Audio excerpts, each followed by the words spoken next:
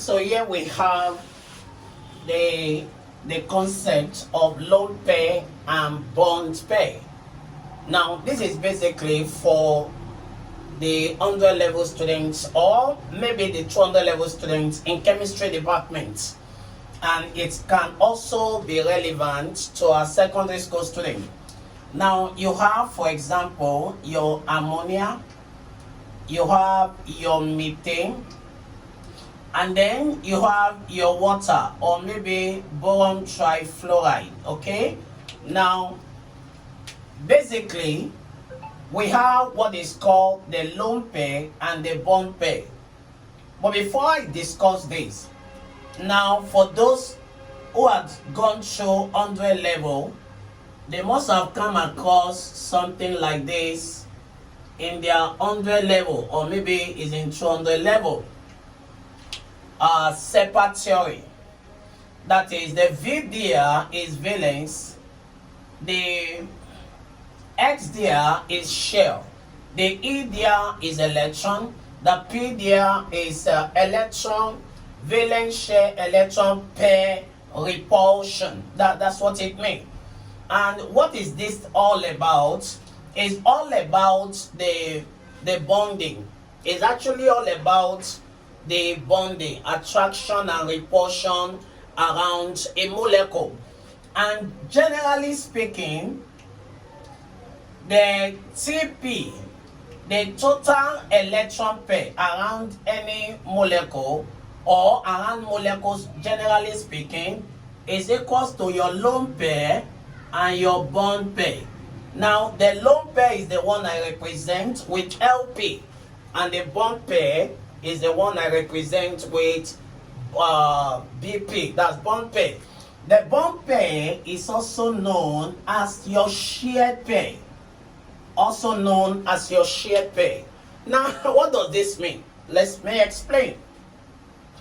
Now, would you remember in your secondary school, SS1 to be precise, where you were taught coordinate covalent bonding, that you were taught dative bonding, and in that you were told that in dative bonding or coordinate covalent bonding, that only one electron basically donates the electrons that is used during the bonding. I'm sure you were told that. Okay, now if you look at the formation of ammonium ion or hydrozonium ion, these two is actually through the formation of dative bonding. It's dative bonding that can give you this. And if you ask average secondary school students for them to explain, for example, look at this now.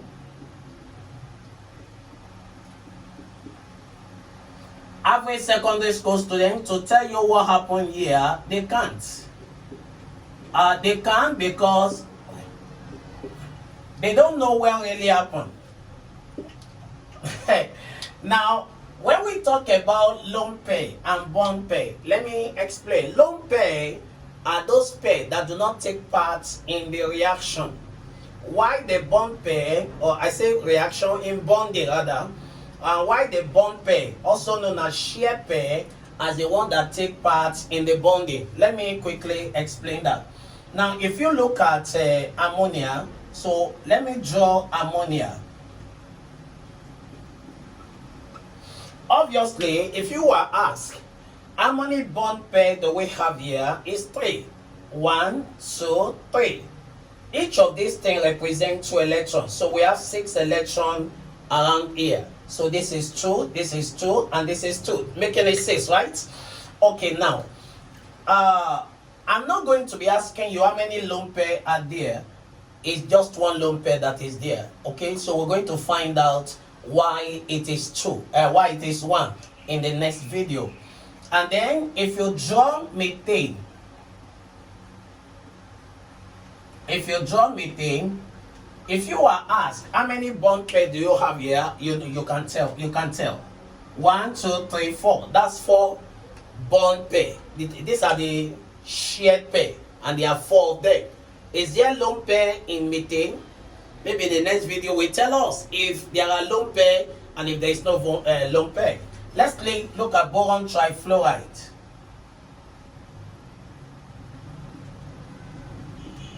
In boron trifluoride, you can see what is happening here.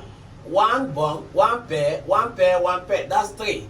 So there are 3 bond pair here as well. And then let's look at water. Let's look at water. So there are 2 bond pair in water. So understand that lone pair simply means the one that do not take part in the bonding, and bond pair means the one that take part in the bonding. So in the molecule, you have the total electron pair, which will give you the lone pair plus bond pair. So it's either the molecule we have all bond pair and no lone pair, or some bond pair and some lone pair. Watch out in the next video. And it could be sometimes 3 bond pair, 1 lone pair, or 2 bond pair, 2 lone pair, or it could be, as the case may be, 4 bond pair, 1 lone pair, just like that. And from here, you can almost predict the shape of molecule. Unibank students and some other students in the higher institution, you know, you will taught some of these things in your 100 level. And so watch out in the next video as I explain how do you identify your lone pair in a molecule. Now, to identify your bond pair is very easy and straightforward. But identifying lone pair is the problem with many. They don't know how to go about that. And I'm going to be explaining to you in my next video how to identify. You can see here, I'm already showing you something that looks like lone pair, which is lone pair here. I will tell you how that came about. You will not just scan it, you will understand very well how to identify your lone pair. Let me say this as I close this one now. The lone pair generally, they are greater than your bond pair. So there's a rule that says that lone pair are greater than lone pair bond pair, and lone pair bond pair are greater than bond pair. Please take note of this. This is so important. Even in 200 level, 300 level, as the case may be, you may come across something like this. So till I come in the next video. Bye.